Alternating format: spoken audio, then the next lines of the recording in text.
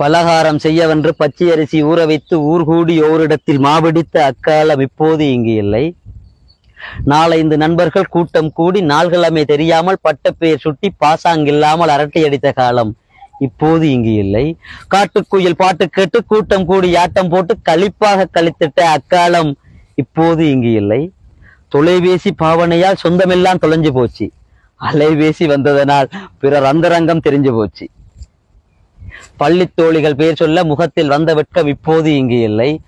காட்டில் மரங்கள் அசையவில்லை, கட்டடக்காட்டில் உயிர் இல்லை, விதைகள் நிலத்தில் விழவில்லை, அதன் விளைவு யாருக்கும் விளங்கவில்லை.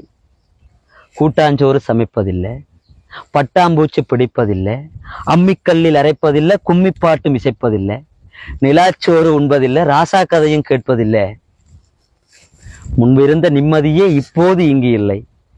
நாம் இருவர் நமக்கொருவர் என்று ஆனபோது பால்வாக்கும் சங்கு இல்ல, அரளிப்பூ செண்டில்ல, அள்ளி அணைக்க மாமன் இல்ல, சித்தப்பா பெரியப்பா யாரும் இல்ல, தாத்தா பாட்டி துணையும் இல்ல. அதனால ஆறாரோ படிக்க யாரும் இல்லை. இங்கிலீஷ் வைத்தியத்தால் பாதி லூசாவே மாறிவிட்டோம்.